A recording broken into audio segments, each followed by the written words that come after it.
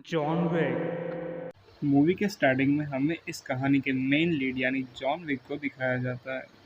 John Wick को देखकर लगता है कि किसी ने उसे बहुत घायल किया है और उसे बहुत पीटा है। फिर जॉन अपने जेब में से फ़ोन निकालता है और अपनी बीवी की फ़ोटो देखने लगता है।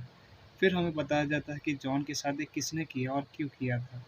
फिर हमें जॉन को एक अस्पताल में दिखाया जाता है जहाँ पर उसकी बीवी को एडमिट किया होता है। उसकी बीवी कुछ चंद दिनों की ही मेहमान होती है और जॉन को इस चीज़ का बहुत ज़्यादा ही दुख हो रहा होता है।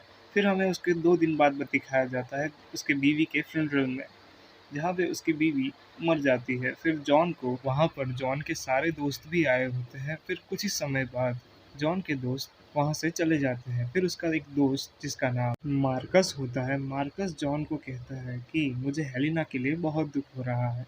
मार्कस जॉन से कहता है कि तुमने ज़िंदगी में बहुत बड़े बड़े काम किए हैं, कई सारी मुश्किलों का सामना है, तुम्हें अपनी ज़िंदगी की शुरुआत वापस से करनी होगी। इतना ही कहकर मार्कस वहाँ से चला जाता है। फिर हमें सीन शिफ्ट होता है जॉन के घर के अंदर, जहाँ जॉन जॉन को एक लेटर मिलता है जो उसकी वाइफ ने उसके लिए छोड़ा था। उस लेटर फिर हमें जॉन के सामने वो डब्बा और लेटर दिखाया जाता है। उस लेटर जॉन, मुझे पता है कि तुम मेरे जाने के बाद बहुत अकेला फील कर रहे हो, इसलिए मैंने तुम्हें एक पार्टनर दिया है। शायद मेरे मरने के बाद तुम्हें ये लेटर मिल जाएगा। असल में जॉन की वाइफ ने उसे एक डॉग दिया होता है और वो चाहती है कि जॉन अकेलापन ना फील करे, इसलिए ये एक दूसरे का ख्याल रखे। और उसकी वाइफ ने इसका एक नेम भी रखा हुआ होता है।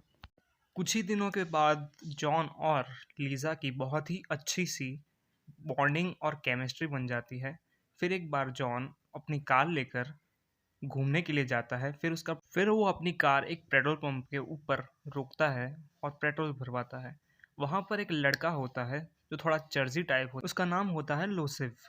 लोसिफ जॉन से कहता है कि तुम्हारी गाड़ी बहुत ही अच्छी है, क्या तुम इसे बेचना चाहोगे? तो जॉन कहता है कि अपने काम से काम रखो। तो लोसिफ को इस बात से बहुत ज़्यादा ही गुस्सा आ जाता है और वो उसी रात को जॉन के घर पे जाता है उस गाड़ी को लेने के लिए। तभी जॉन का कुत्ता भौंकने लगता है और जॉन नीचे जाकर देखता है, तभी लोसिफ उसके ऊपर हमला कर देता है। फिर वो जॉन को बहुत ही घायल कर देता है और फिर जॉन को उसकी की लेकर भाग जाते हैं वो लोग। फिर हमें अगले दिन दिखाया जाता है कि जॉन के सामने उसका कुत्ता मरा हुआ होता है और जॉन उसे बहुत ही प्यार से और इज्जत से दफना देता है और फिर वो अपने घर को साफ करने लगता है। जॉन ये बात जानता था कि गाड़ी की खरीद फरोख्त में इन्हें किसी प्रोफेशनल की ही ज़रूरत पड़ेगी, पर जॉन एक बंदे को जानता था जो गाड़ी की डीलिंग करता था।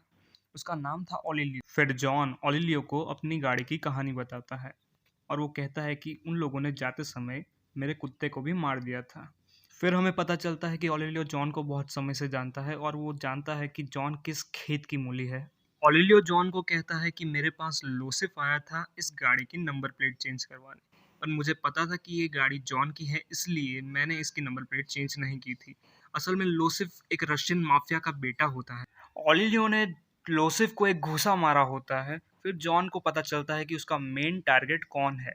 फिर ओलिलियो जॉन को उसकी जैसी ही दूसरी एक गाड़ी देता है, क्योंकि उसे पता है कि जॉन अगर अपने आप पर आ गया तो किसी को नहीं छोड़े। वीको को ओलिलियो का कॉल आता है, जो अंडरवर्ल्ड का माफिया और लोसिफ का फादर था। वो उससे कहता है कि तुमने मेरे बेटे पर हाथ कैसे उठाया।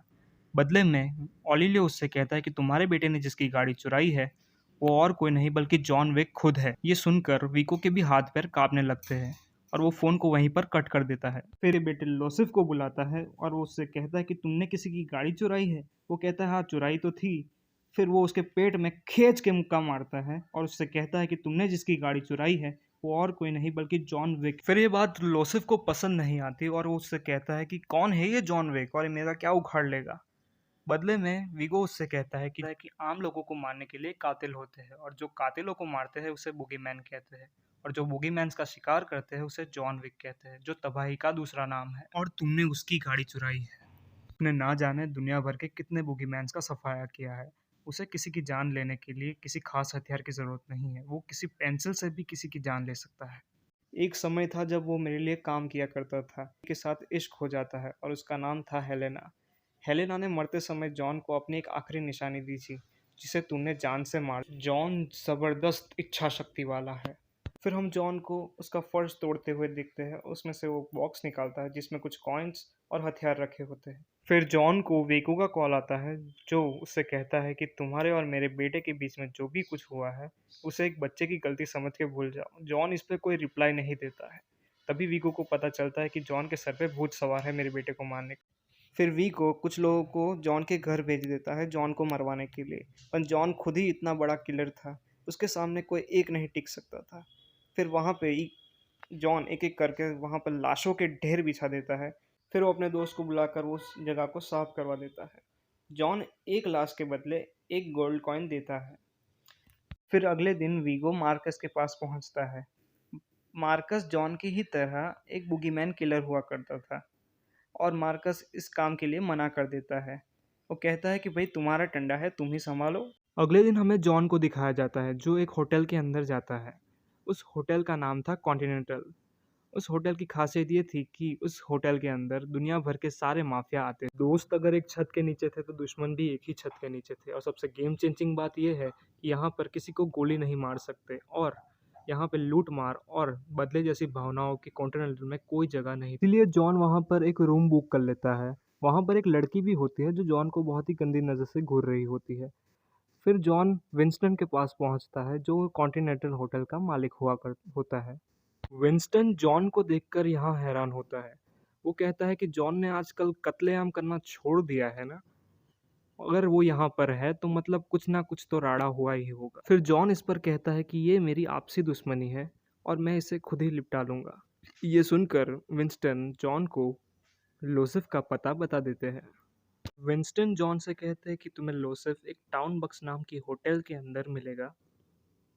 जॉन अपना गुस्सा काबू ना करते हुए वहां पर पहुंच जाता है और वहां पे लड़ाई शुरू कर देता है। वो वहां पर एक एक को पेलना शुरू कर देता है और एक एक की धुलाई शुरू कर देता है।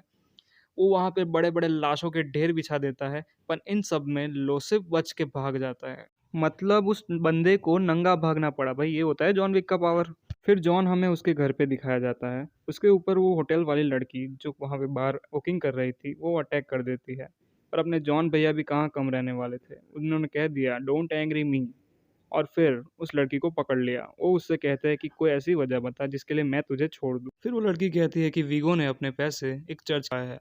तभी जॉन ये सुनकर उस लड़की को मार के बेहोश कर देता है और फिर उस चर्च के अंदर पहुंचकर एक एक को पेलना शुरू कर देता है। वो वहाँ पे सभी लोगों को मार देता है जॉन।